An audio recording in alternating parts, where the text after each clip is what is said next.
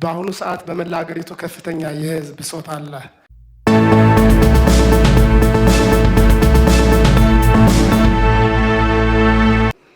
የኃይል አማራጭን በመጠቀም ፖለቲካዊ ፍላጎታቸውን ለማሟላት አንድነትን ሳይሆን መለያየትን፣ ይቅርታን ሳይሆን ቅራኔን፣ ፍቅርን ሳይሆን ጥላቻ፣ ሰላምን ሳይሆን ጦርነትን እየሰበኩ አገርን የማፍረስ አጀንዳ ቀዳሚ ስራ አድርጎ የሚሰሩ ወገኖች እዚህም እዛም በመንቀሳቀስ ላይ መኖራቸው ይታወቃል።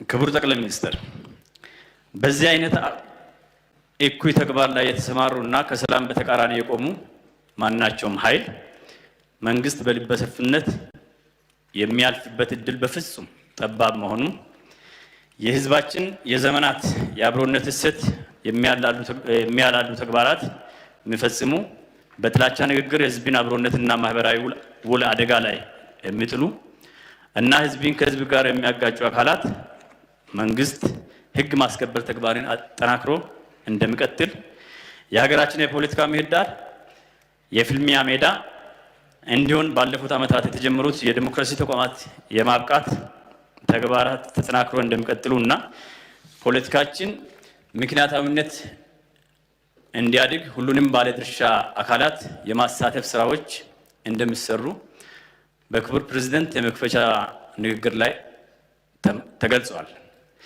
ክቡር ጠቅላይ ሚኒስትር፣ ጥያቄ ሰላማዊ መፍትሄና ህግ የማስከበር ስራ እንዴት ተጣጥመው ይጓዛሉ? ማብራሪያ ቢሰጥበት።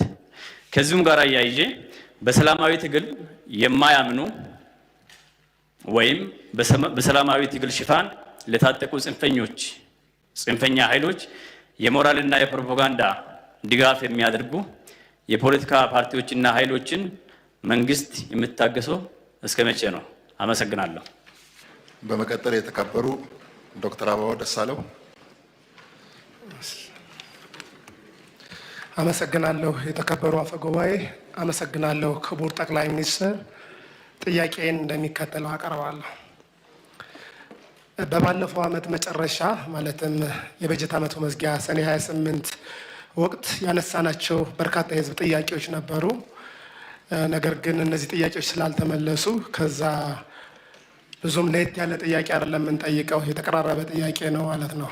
ምክንያቱም ችግሮቹ እየተባባሱ ስለመጡ በመላው ሀገሪቱ ያለው ጅምላ የንጹሃን ግድያ፣ ህገወጥ ጅምላ እስር፣ እገታ፣ ጾታዊ ጥቃት፣ መፈናቀል፣ ከፍተኛ የኑሮ ውድነት፣ አግባብ ያልሆነ ቤቶች ፈረሳ ያኔም ነበረ፣ አሁንም እንደቀጠለ ነው፣ ተጠናክሮ እንደቀጠለ ነው።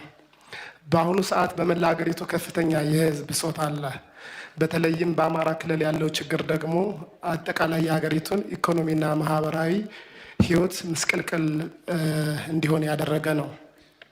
በአማራ ክልል የመንግስት ኃይሎች እስካሁን ለመቆጣጠር በሁለት ወር ጊዜ ውስጥ እንደሚቆጣጠሩት ነበር ዘመቻ የጀመሩት። ነገር ግን ይኸው ከአንድ ዓመት በላይ ሆነ። ችግሩ የበለጠ እየከፋ ሄደ እንጂ እየተሻሻለ አይደለም። አሁንም ንጹሃን ዜጎች በከባድ መሳሪያና በድሮን እየሞቱ ነው። ሲቪል ተቋማት የሆኑት ጤና ጣቢያዎች፣ ትምህርት ቤቶች እየወደሙ ነው። በአዲስ አበባ በአማራ ክልልና በተለያዩ አካባቢዎች እስር ቤቶች የተጨናነቁት ያለ ፍርድ በታጎሩት አማራዎች ነው። የእኛ የምክር ቤት አባል አቶ ክርስቲያን ታደለን ጨምሮ የክልል ምክር ቤቶች አባላት ሳይቀሩ ከአንድ ዓመት በላይ ሆነ ተብሎ በሚመስል ሁኔታ ያለ ፍርድ እየተመላለሱ ነው ያሉት። ፍርድ ሳያገኙ ከአንድ ዓመት በላይ ያስቆጠሩ።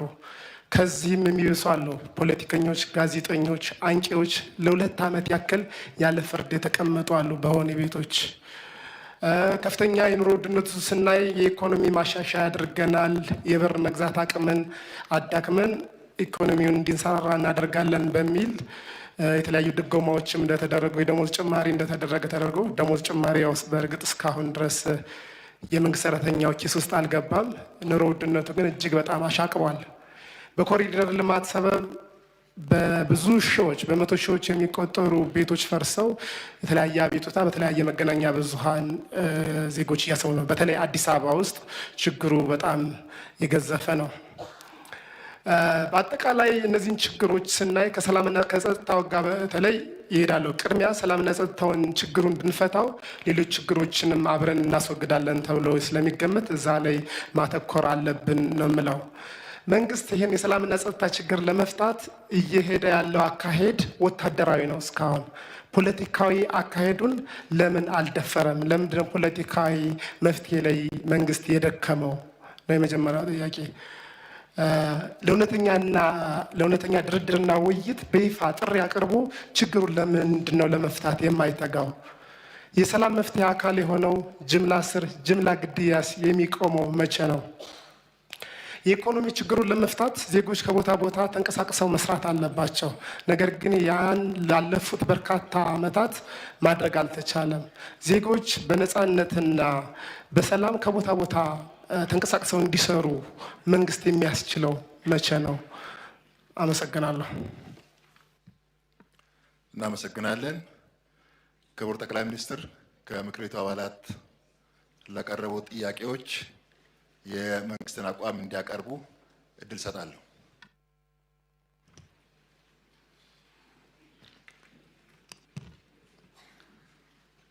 አመሰግናለሁ። የተከበሩ አፈ ጉባኤ፣ የተከበራችሁ የምክር ቤት አባላት፣ ክቡር ፕሬዝዳንት ባደረጉት የመክፈቻ ንግግር ላይ ተንተርሳችሁ ላነሳቸው ጥያቄዎች አንዳንዱም ከንግግሩ ወጣ ያሉ ጥያቄዎችን ጨምሮ ጊዜ የፈቀደ መጠን ማብራሪያ ለመስጠትና የመንግስትን አቋም ለመግለጽ ሙከራ አደርጋለሁ።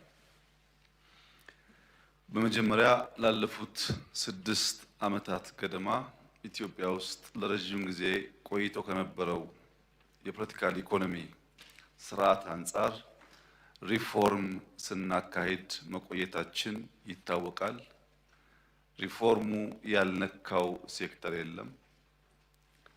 እነዚያ ሪፎርሞች ያስገኟቸው ውጤቶች፣ የተገኘባቸው ትምህርቶች፣ ቀሪ ስራዎች እንደተጠበቁ ሆነው ለዚህ የተከበረው ምክር ቤት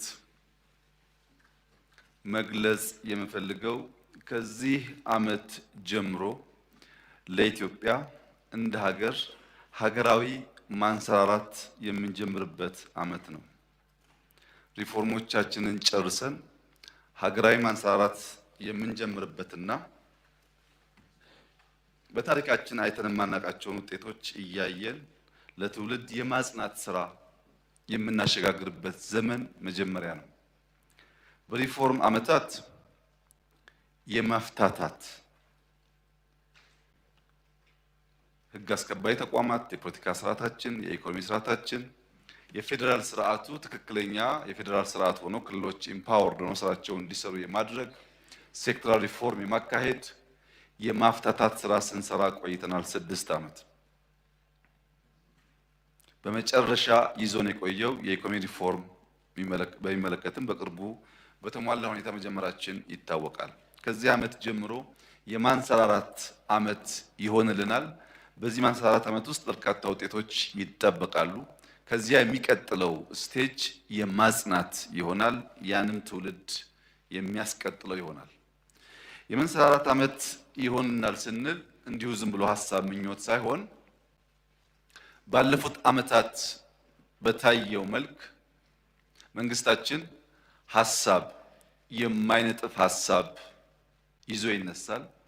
ሀሳቦቹም ሀሳባውያን እንደሚያደርጉት ውይይት ሆኖ እንዳይቀር በተግባር ሀሳቡን የሚጨበጥ የሚዳሰስ ለማድረግ ይተጋል። አንዳንዴ ከትጋት በኋላ የሚጠበቅ ውጤት በበቂ ደረጃ ካልመጣም ሊያዘናጋ ሊያዳክም ይችላል። በእኛ ሁኔታ ግን አስደናቂ ውጤቶች እያገኘን እንገኛለን። ሀሳብ አለን፣ ተግባር አለን፣ ውጤት እያገኘን እንገኛለን። እነዚህን በማፍጠን በማስተሳሰር ሪፎርሙ በሁሉ ቅርጽ ውጤታማ እንዲሆን በማድረግ የኢትዮጵያን የማንሰራራት ዓመት በ2017 የምንጀምር ይሆናል። ይሄን አብረን በጋራ የምናይ ይሆናል። ከዚህ ቀደም ትፈርሳላችሁ ሲሉን አንፈርስም እንዳልነው አንሰራርተን ደግሞ በጋራ የምናይ ይሆናል። ይህ በጣም ቁልፍ መልእክት ነው። በትናንትናው እሳቤ፣ በትናንትናው ለቅሶ፣ በትናንትናው ሀሳብ ውስጥ ያላችሁ ሰዎች እሱን ጨርሰን ወደሚቀጥለው ምዕራፍ ተሸጋግረናል። ምዕራፉን ገብቷችሁ ካልተከተላችሁ እናንተ አሁንም ትናንትና ውስጥ እንዳትሆኑ ጥንቃቄ ያስፈልጋል። የማንሰራራት ዓመት በኢኮኖሚ፣ በፖለቲካ፣ በኮሪደር፣ በግብርና፣ በሁሉም በሚቆጠር መንገድ በፍሬ የሚታይ ይሆናል። ባለፈው ዓመት ዓመታዊ የጂዲፒ እድገት ካቀድነው በላይ 8.1% አሳክተናል። ይሄ በአፍሪካ ብቻ ሳይሆን በዓለም ፈጣን እድገት እያመጡ ካሉ ጥቂት ሀገራት ተርታ ኢትዮጵያን የሚያስገባት ነው። በብዙ ሀገራትም እውቅና አስገኝቶላታል። ከብዙ ሀገራት ጋር በምናደርገው ግንኙነት የተገኘው እድገት ለማመን የሚቸገሩና ምን አግኝታችኋል፣ ነዳጅ አገኛችሁ ወይ የሚል ጥያቄ የሚያነሱ በጣም በርካታ ዓለም አቀፍ ተቋማት አሉ። እንደ ድሮ ሳይሆን የሚታይ ስለሆነ ለማየት የፈለገ ሰው ሁሉ ኢትዮጵያ ውስጥ ቢንቀሳቀስ የሚጨበጥ የሚታይ ለውጥ እና እድገት አለ። በዚህ ዓመት በያዝነው ዓመት 8.4% እድገት ለማስመዝገብ ኮንሰርቫቲቭ የሆነ እቅድ ተይዟል። ባለፉት 3 ወራት ያየናቸው ምልክቶች እንደሚያመላክቱት ከዚያ በላይ እድገት ሊመዘገብ እንደሚችል ያመላክታል። አምና ከነበረው እድገት 8.4 በጣም ትልቁ ነው። በአፍሪካም ከፍተኛው እድገት ነው። ነገር ግን ከዚያ በላይ እድገት ሊመዘገብ እንደሚችል ያለፉት 3 ወራት እንቅስቃሴዎች ያሳያሉ። 8.4% የጂዲፒ እድገት እናረጋግጣለን ስንል ጥቅል እሳቤ ሳይሆን በሴክተር ከፍለን እያንዳንዱ ሴክተር ምን አይነት እድገት ሊያመጣ እንደሚችልም ታቅዶ አስፈላጊው ግብዓት ተዘጋጅቶ ስራ ተጀምሮ ነው። ለምሳሌ ግብርናን ብንወስድ ግብርና ባለፉት ዓመታት ከፍተኛ መነቃቃት እንዳመጣ ይታወቃል። በዚህ ዓመት 6.1% እድገት ያመጣል ተብሎ ይጠበቃል። የግብርና ሴክተር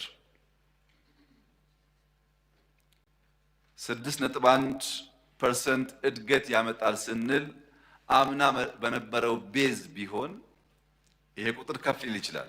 ቤዛችን እየሰፋ ሲሄድ ከዚያ ቤዝ ውስጥ የምናመጣው እድገት በቁጥር እያነሰ ስለሚሄድ የግብርና ቤዝ ከመስፋት የተነሳ 6.1% እድገት ያስገኛል ተብሎ ቢጠበቅም በሰብ ሴክተር ስንመለከት እጅግ ከፍተኛ ውጤት የመጣባቸው ሴክተሮች አሉ። ለምሳሌ ሰብል፣ ጥጥ፣ ሆርቲካልቸር ተደምሮ ክረምት ከበጋ 30 ሚሊዮን ሄክታር መሬት በማረስ 1.4 ቢሊዮን ኩንታል ምርት እንሰበስባለን። ይሄ ትልቅ ዜናና ይህን ምክር ቤት ሊያኮራ የሚገባ ተግባር ነው። 30 ሚሊዮን ሄክታር ክረምት ከበጋ እናርሳለን ሲባል ከ5-6 ዓመት በፊት ከ15 ሚሊዮን ሄክታር በታች ነበር የምናርሰው። ያሰፋነው መሬት ደብል አድርጓል። በመሬት ስፋት ብቻ ሳይሆን በጋን በስፋት የመጠቀም በኢሪጌሽን የመጠቀም በኩታ ገጠም የመጠቀም ልምምዳችን በማደጉ በሰብል ምርት 6.6% እድገት ይጠበቃል። በግብርና አጠቃላይ 6.1 ብያለሁ። በሰብል ደግሞ 6.6 ገደማ እድገት ይጠበቃል። ሁለተኛው ሌማት ነው። በንጽጽር ዘግየት ብለን የጀመርነው እና በግብርናው ዘርፍ ትልቅ ምርታ የሚጠበቅበት ሴክተር አንዱ ሌማት ነው። ሌማት በአርቲፊሻል ኢንሰሚኔሽን በጣም በርካታ በሚሊዮን የሚቆጠሩ ከብቶች ለማዳቀል ስራ ተሰርቷል። ዶሮ ሁላችሁም እንደምታስታውሱት ስንጀምር በአመት ኢትዮጵያ 26 ሚሊዮን ጫጩት ታዘጋጅ ነበር። በዚህ አመት 150 ሚሊዮን ጫጩት ታዘጋጃለች። ይህም ብቻ በማየት የሌማት ትሩፋት ምን አይነት እመርታ እያመጣ እንዳለ መገንዘብ ይቻላል። በዚህ አመት 12 ቢሊዮን ሊትር ወተት እንደምናገኝ ታቅዷል። 218 ሺህ ቶን የዶሮ ስጋ እንደምናገኝ ታቅዷል። 8 ቢሊዮን እንቁላል እንደምናገኝ ታቅዷል። 297 ሺህ ቶን ማር እንደሚገኝ እንዲሁ በእቅድ ተይዞ ባለፉት 3 ወራት በርካታ ውጤት ተገኝቶበታል። አሳ 2.28 ሺህ ቶን አሳ ምርት ይገኛል። ሌማት በድምሩ 5.4% እድገት ይጠበቃል። በግብርና ውስጥ በንጽጽር የሌማት እድገት ከሰብል እድገት ያነሰ ነው። ምክንያቱም ሌማት ከጀመርን ገና 3 ወራችን ስለሆነ። የአረንጓዴ አሻራን በምንወስድበት ጊዜ የደን ልማት፣ ጥምር ደን፣ አትክልትና ፍራፍሬ በሁሉም መስክ በጣም ከፍተኛ የሆነ ምርታ መጥቷል። ጥቂቶቹን እንደ ኤግዛምፕል ለማንሳት ቡና ባለፈው ዓመት የ1 ሚሊዮን ኩንታል ምርት እድገት አግኝተናል። በአቻምናና በአምና መካከል የቡና ምርት እድገት በከፍተኛ ደረጃ ጨምሯል። ዘንድሮ ከብራዚልና ከቪየትናም በስተቀር በቡና ፕሮዳክቲቪቲ ኢትዮጵያን በዓለም የሚበልጣት ሀገር አይኖርም። በርካታ ሀገራት አልፈን መተን አሁን የቀረን ብራዚልና ቪየትናም ናቸው። ለሚቀጥሉት ጥቂት ዓመታት የጀመርነውን ጉንደላና ችግኝ ተከላ አጠናክረን ከቀጠል ከብራዚል በስተቀር በቡና ምርት ኢትዮጵያን የበልጣት አገር እንዳይኖር ታቅዶ የተሰራ ነው። ከቪየትናም ጋር ያለን ልዩነት እናውቀዋለን። በሚቀጥሉት ጥቂት ዓመታት በምንሰራቸው ስራዎች ከዚያ ያላነሰ ምርት ልናመርት እንደምንችል ይጠበቃል። ዘንድሮ ግን ከብራዚልና ከቪየትናም ቀጥሎ ሶስተኛዋ ትልቅ ቡና አምራች ሀገር ናት። ባለፈው ዓመት 1.4 ቢሊዮን ዶላር ከቡና ብቻ ኤክስፖርት አግኝተናል። በዚህ ዓመት 2 ቢሊዮን ዶላር ገደማ ይጠበቃል። የቡና ምርት እያደገ ስለመጣ በሀገር ውስጥ ያለው ኮንሰምፕሽን ያደገ ቢሆንም ለውጭ ገበያ የምናቀርበውም በከፍተኛ ደረጃ እየጨመረ መጥቷል። ዘንድሮ ከ450 እስከ 500 ሺህ ቶን ድረስ ለውጭ ገበያ ለማቅረብ እቅድ ተይዟል። 450 ሺህ ቶን ማለት የዛሬ 5 ዓመት አጠቃላይ የኢትዮጵያ ምርት 450 ሺህ ቶን አይሞላም። ይህ እድገት በቡና ብቻ ሳይሆን በሻይም ምልክት መታየት ተጀምሯል። ሻይ በደቡብ ምዕራብ ኢትዮጵያ በስፋት ተተክሏል። በጣም አስደናቂ ውጤት እያገኘንበት ነው። ሻይ ግን በባህሪው እንደ ቡና ለቅመን የምንሸጠው አይደለም። ሻይ ቅጠል ከተሰበሰበ በኋላ ፕሮሰስ መደረግ ይፈልጋል። አሁን ካለበት ከተከልንበት የሻይ ምርት 3 እጥፍ የማብዛት የመሬት ዝግጅት፣ የችግኝ ዝግጅት ያደረግን ቢሆንም አሁን የተከልነውን ራሱ በጣም በርካታ ፋብሪካዎች ካልተከልንና ፕሮሰስ ማድረግ ካልጀመርን በስተቀረ አርሶ አደሩ እኛን አምኖ የተከለው ሻይ ገበያ ሊያጣ ስለሚችል ከግል ባለሀብቶች ጋር በመነጋገር አንዳንድ ሀገራትም የጉብኝትና ልምድ መቅሰም ስራ ተሰርቶ በቅርቡ ከግል ሴክተር ጋር ቢያንስ 20 የሻይ ማቀነባበሪያ ፋብሪካዎች ለመትከል ተስማምተናል። ግን 20 በቂ አይደለም። በጣም በርካታ ፋብሪካዎች ይፈልጋል። በስፋት እየተከልን ስለሆነ ፋብሪካዎቹን አብዝተን የችግኝ ተከላውን ካስቀጠል የሃይላንድ ሻይ በጣም ተፈላጊ ስለሆነ በሻይ መስክም ስመጥር አምራች አገራት ተርታ ለመግባት ያለን እድል በጣም ሰፊ ነው። ስንዴ በሚመለከት የተከበረው ምክር ቤት በደንብ እንደሚያውቀው በቅርቡም ወደ ምርጫ ክልላችሁ ስትሄዱ እንዳያችሁት በዚህ ዓመት ክረምትና በጋ ከ8.2 ሚሊዮን ሄክታር በላይ መሬት በስንዴ ይሸፈናል። በከፍተኛው በሄክታር 40 ቢገኝ ቁጥሩ ከፍ ይላል።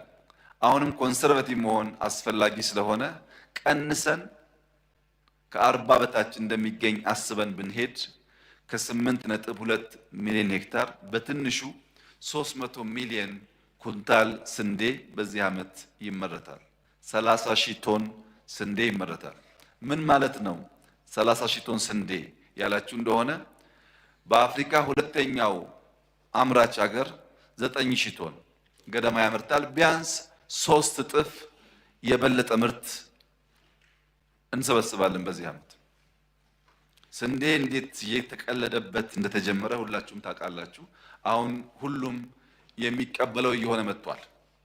300 ሚሊዮን ኩንታል ስንዴ በዚህ ዓመት ማሳካት ከቻል ለዛ በቂ ገበያ እና የቫልዩ አዲሽን ስራ ከሰራን ምርት ለማሳደግ ያለን አቅም በዚያው ልክ እየሰፋ ይሄዳል። በዚህ ግን ሳይወሰን ሰሊጥ፣ ለውዝ፣ የአኩሪ አተር፣ ቦሎቄ ቀድሞ ከነበረን በእጅጉ አድጓል። ሰሊጥ ድሮ ከምናመርተው ከእጥፍ በላይ በሁመራ አካባቢ የሚታወቀው ሰሊጥ በወለጋ አካባቢ በስፋት በዚህ ዓመት ማምረት ተችሏል። ቦሎቄ በተለይ ለውዝ በሐረርጌ አካባቢ በጣም በስፋት ተመርቷል። ከ5000 ሄክታር በላይ ለውዝ ማምረት ተችሏል። እነዚህ በግብርና ሴክተር የመጡ ውጤቶች ያገኘናቸውን ድሎች ጠብቀን ስንሰራ የገጠሙን ድካሞች አርመን እና አርቀን እያስፋፋን መሄድ ብንችል አሁንም ሰፊ መሬት፣ በጣም ሰፊ የውሃ አቅም እና የሰው አቅም ስላለን የማደግ እድሉ በጣም ሰፊ ነው። ክሪቲካል ኤሪያ ኢንተርቬንሽን የሚፈልገው ስራ የሚፈልገው አንደኛ ማዳበሪያ ነው። ማዳበሪያ እስካሁን ስንገዛ የነበረው በጅምላ አንድ አይነት ማዳበሪያ እንገዛና ለሁሉም መሬት የምንጠቀመው የተቀራረበ ማዳበሪያ ነበር። በዚህ ዓመት እንደ መሬት ጠባይ ማዳበሪያ ለማቅረብ ጥረት እያደረግን ነው። ስራውን ስንጀምር የምርጥ ዘር አቅማችን በጣም ውስን ነበር። ምርጥ ዘር አልነበረንም። በስንዴ በበቆሎ 100% ባላችሁም በምርጥ ዘር ከፍተኛ እድገት እየመጣ ነው። ተጨማሪ ስራ ቢጠይቅም መስኖ እና በበጋ የማምረት አቅማችን በከፍተኛ ደረጃ ጨምሯል። ማሽነሪና ፓምፕ መጠቀም ጨምሯል። ማሽነሪም ተጨማሪ ስራ ይፈልጋል። ምርጥ ዘርም ስራ ይፈልጋል። ማዳበሪያም ስራ ይፈልጋል። እነዚህም በመስራት ሁለት ቁልፍ ተግባራት ከፊታችን እንደ ፈተና ይጠብቁናል። አንደኛ ጥራት፣ ሁለተኛ ፕሮዳክቲቪቲ ማሳደግ። ቡናም ጥራት ላይና ፕሮዳክቲቪቲ ላይ ስራ ይፈልጋል። ስንዴም ጥራት ላይና ፕሮዳክቲቪቲ ላይ ስራ ይፈልጋል። ምን ማለት ነው? በአንድ ሄክታር 40 ኩንታል የምናገኝ ከሆነ 45 ማድረግ፣ መሬት ሳናሰፋ በዚያው መሬት ምርታማነትን ማሳደግ ተጨማሪ ስራ ይጠበቅብናል። በድምሩ ግብርና 6.1% እድገት በማረጋገጥ 8.4% ለማድረግ ያለንን ጥረት አጋዥ ሆኖ እንደተለመደው የሚቆም ይሆናል። ይህ ሴክተር ትልቅ መርታ የመጣበትና ወደፊትም ተስፋ የሚጣልበት ነው። ሁለተኛው ሴክተር ኢንዱስትሪ ነው። ኢንዱስትሪ በዚህ ዓመት 12.8% እድገት ይጠበቃል። ከዚህ በሰብ ሴክተር ስንመለከት ማኒፋክቸሪንግ 12% እድገት ይጠበቃል። ኮንስትራክሽን 12.3% ገደማ እድገት ይጠበቃል። ኢንዱስትሪ በዚህ ዓመት ከፍተኛ እድገት እንደሚያመጣ የተጠበቀበት ዋናው ምክንያት ባለፉት 2-3 ዓመታት ኢትዮጵያ ታምርት በሚል ንቅናቄ የጀመርነው ስራ የሚጨበጥ ፍሬ እንደሚያመጣ ስለሚጠበቅ ነው። ባለፉት ዓመታት ኢንዱስትሪን በሰብ ሴክተር ከፍለን ስንሰራ ቆይተን ባለፈው ዓመትና በዚህ መጀመሪያ አካባቢ ደግሞ በፕላንት ደረጃ እያንዳንዱን ፋብሪካ ከፍ ያለ ፋብሪካ ምን ችግር እንዳለው ምን ብናግዘው ምርታማነቱ እንደሚያድግ በጋራ ለመስራት ጥረት ተደርጓል። አንድ መብራት ከፋብሪካዎች ጋር የሚያያዝ መብራት ከሞላ ጎደል ተፈቷል። ከቴሌ ጋር የሚያያዝ ችግር ከሞላ ጎደል ተፈቷል። ከባንክ ጋር የሚያያዝ ችግር ተቀርፏል። ብዙ መታከል ያለበት ስራ ቢኖርም ከፍተኛ ለውጥ አለ። ከመሬት አቅርቦት እና ከኛ አሰራር ጋር የሚያዙ ችግሮች በርካታ ጉዳዮች መፍትሄ እያገኙ መጥተዋል። አሁን ተጨማሪ ስራ የሚያስፈልገን እና ኢንዱስትሪዎች ድጋፍ የሚፈልጉት ከጉምሩክ ጋር የሚያያዝ ስራ ነው። እሱም ለብቻ ተይዞ ስራ ተጀምሯል። በሁሉም ሴክተር የኢንዱስትሪ ምርትና ምርታማነትን ማሳደግ በሚያስችል ደረጃ ከላይ እስከ ታች ተሳስረን መስራት እንዳለብን አይተን ለይተን ችግሮቻቸውን ለመቅረፍ ሰፋፊ ጥረት ተደርጓል። ከዚህ በተጨማሪ በዚህ ዓመት ቢያንስ 72 ትላልቅ ፕሮጀክቶች ከፋብሪካ በላይ የሚታዩ ፋብሪካ ብለን እናያቸው እንችላለን፣ ግን አንዳንዶቹ ከአንድ ፋብሪካ በላይ ናቸው። 72 ፕሮጀክቶች ስራ ይጀምራሉ ወይም ወደ ገበያ ይገባሉ። ከነዚህ ውስጥ ጨርቃ ጨርቅ 9 ፕሮጀክቶች፣ ምግብና መጠጥ 41 ፕሮጀክቶች፣ ኮንስትራክሽን እና ኬሚካል 4 ፕሮጀክቶች፣ ቴክኖሎጂ 15 ፕሮጀክቶች፣ የሚሊተሪ ፋብሪካዎች ትልቅ ገበያ ሊያመጡ የሚችሉ 3 ኢንዱስትሪዎች በዚህ ዓመት ምርት ይጀምራሉ። ከመከላከያ ጋር ተያይዞ በጣም በርካታ ስንገዛቸው የነበሩ ጉዳዮች አሁን ወደ ማምረት እየገባን ስለሆነ ቀጣዩ ስራ በአፍሪካ ገበያ እያፈላለጉ ተጨማሪ ገንዘብ ማምጣት መጀመር ይሆናል። እነዚህ 72 ፋብሪካዎች ስራ ሲጀምሩ ቀድሞ ከነበረው በተጨማሪ ምርት፣ ተጨማሪ ሀብት እንደሚያመጡ ይጠበቃል።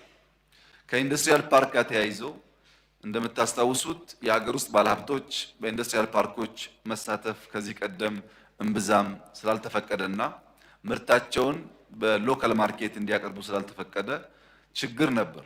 ከሪፎርም በኋላ ሰፊ ለውጥ አድርገናል። 50% ኢንዱስትሪያል ፓርክ በሀገር ውስጥ ባለሀብቶች ተይዟል። በምርትም በተኪ ምርቶች ከፍተኛ ምርታ አምጥተዋል። አጠቃላይ ኢንዱስትሪው ግን ከነበረበት 59% በዚህ ዓመት ቢያንስ 67% እድገት ይጠብቃል። የምርት እድገት ታስታውሳላችሁ፣ 40 ምናምን ነበር ኢትዮጵያ ታምርት እያለ 59 ደርሷል። አሁን አዲሶቹን ጨምሮ 67% እንደምንገባ ይጠበቃል። በዚህ የሀገር ውስጥ ድርሻ በከፍተኛ ደረጃ ስለሚያድግ በኢምፖርት ሰብስቲዩሽን ብዙ እመርታ ይጠበቃል። ማዕድን በሚመለከት በወርቅ፣ ብረታ ብረት፣ የድንጋይ ከሰል አዳዲስ ፋብሪካዎች ስራ ይጀምራሉ። የወርቅ ፋብሪካዎች ሲሰራባቸው የቆዩ አሁን በዚህ ዓመት ምርት የሚጀምሩ አሉ። ሲሚንቶን ብንወስድ የለሚ ሲሚንቶ ብቻ በአመት 450 ሺህ ቶን ሲሚንቶ ያመርታል። አሁን ያለውን የሲሚንቶ ምርት 16% እድገት ያመጣል ሀገር ውስጥ። እነዚህ ፋብሪካዎች በተሟላ አቅም እየሰሩ ሲሄዱ የኢንዱስትሪውና የማዕድን ዘርፉ ተደምሮ በጣም ከፍተኛ ምርታ እንደሚያመጣ ይጠበቃል። ሲሚንቶን በሚመለከት አንዳንድ የአሰራር ችግሮች እንዳሉ እንገነዘባለን። እነሱን ለመፍታት ስራ እየተሰራ ይገኛል። ተጨማሪ የውጭ ኢንቨስተሮች ፍላጎት አሳድረዋል። አሁን አዳዲስ ፋብሪካ ለመክፈት የኢትዮጵያ ኮንስትራክሽን እያደገ እንደሚሄድ በመተማመን ብዙ ፍላጎቶች አሉ። ሁለተኛ ለሲሚንቶ ምርት የሚያግዙ ሁሉም ጥሬ እቃዎች በሀገር ውስጥ ስለሚገኙ አዳዲስ ፍላጎቶች አሉ። እነሱ እያስፋፋን በሚቀጥሉት ዓመታት የምንቀጥል ይሆናል። የኢንዱስትሪ ሴክተር እያንዳንዱ ሴክተር ባስቀመጥነው መንገድ ሰርቶ የ12.8% እድገት ካረጋገጠ ለ8.4% እድገታችን ከፍተኛ ድርሻ ይኖረዋል ማለት ነው። እዚህ ጋር ጥንቃቄ የሚያስፈልገው ግብርና 6.1 ነው ድርሻው፣ ኢንዱስትሪ 12.8 ነው ሲባል ኢንዱስትሪ ከግብርና ይበልጣል ማለት አይደለም።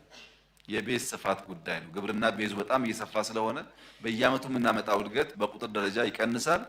በአጠቃላይ እድገቱ ግን የሚቀጥል ይሆናል። ሶስተኛው ሴክተር ሰርቪስ ነው። የሰርቪስ ሴክተር ነው።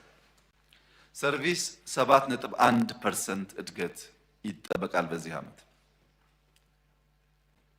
ሰርቪስ በዋና ዋና አንጓንጓ ሰብ ሴክተርስ ብቻ ብንመለከት ለምሳሌ የኢትዮጵያ አየር መንገድ አዳዲስ 124 አውሮፕላኖች አዟል። 124 አዳዲስ አውሮፕላን አዘናል።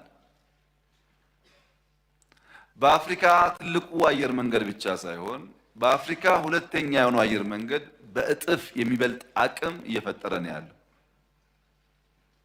124 አውሮፕላን ማዘዝ ብቻ ሳይሆን አሁን ያለን ኤርፖርት 25 ሚሊዮን ከ20 እስከ 25 ሚሊዮን ፓሴንጀርስ በአመት ማስተናገድ የሚችል ቢሆንም በቂ ስላልሆነ ከ100 እስከ 130 ሚሊዮን ፓሴንጀርስ ሊያስተናግድ የሚችል አዲስ ኤርፖርት ለመገንባት ጥናት ተጠናቋል።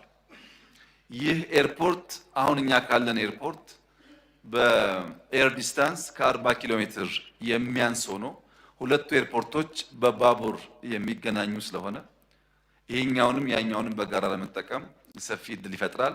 በአፍሪካ ትልቁ አየር መንገድ መሆን ብቻ ሳይሆን ትልቁ ኤርፖርት ይሆናል ማለት ነው። ሜጋ ፕሮጀክት ነው። ሰፊ ስራ እየሰራን ነው። ይሄን ውጤት ካመጣን አየር መንገዳችን ከነበረው ክብር ከነበረው ዝና በተጨማሪ በኢትዮጵያ ኢኮኖሚ ውስጥ የሚጨበጥ ውጤት እያመጣ የሚቀጥል ተቋም ይሆናል። እንደኛ ወደብ አልባ ለሆኑ ሀገራት እንደዚህ አይነት ተቋማት የገበያ ብቻ ሳይሆኑ ስትራቴጂክ ናቸው። በጣም አስፈላጊ ስለሆኑ መጠንከር መገንባት አለባቸው። ለዚህ ነው ለቁጥር ለማመን በሚከብድ ደረጃ ሰፋፊ የአውሮፕላንና ኤርፖርት ልማቶች የተጀመሩት። ይሄ የኢትዮጵያ ማንሰራራት ማሳያ ነው። 4 ሳይሆን 124 አውሮፕላን ማዘዝ ቀላል ነገር አይደለም። በዚያው ልክ ፓይለት፣ በዛው ልክ የጥገና ቦታ፣ በዛው ልክ በጣም በርካታ ዝግጅቶች ስለሚፈልግ። ሁለተኛው ቴሌኮሙኒኬሽን ነው። ቴሌኮሙኒኬሽን ከኤልቲ ከ4G ወደ 5G ማስፋፋት ገብቷል። ከአዲስ አበባ ወጥቶ የክልል ከተሞች እያስፋፋ ይገኛል። የሞባይል መኒ ቁጥር በከፍተኛ ደረጃ እየጨመረ ይሄዳል። ኢትዮ ቴሌኮም ከማገናኘት አልፎ በኢኮሜርስ ውስጥ ከፍተኛውን ድርሻ የሚጫወት ተቋም ሆኗል። ኢኮሜርስ ኢትዮጵያ ውስጥ እንዲያድግ እንደ ዋና ስራው ወስዶ እየሰራ ይገኛል። ከቴሌኮም በተጨማሪ የኢንቨስትመንት ሆልዲንግ የሶቨሬን ዌልዝ የተቋቋመው ተቋም አብዛኛው የመንግስት ኩባንያዎች ተቋማት ትርፋማ መሆን አቅቷቸው በድጎማ ይንቀሳቀሱ የነበሩትን አብዛኛዎቹ ራሳቸውን እንዲችሉ ትርፋማ እንዲሆኑ አስችሏል። ስኳር ብንወስድ በጣም በብዙ ድጎማ የሚንቀሳቀስ ኮርፖሬሽን ነው።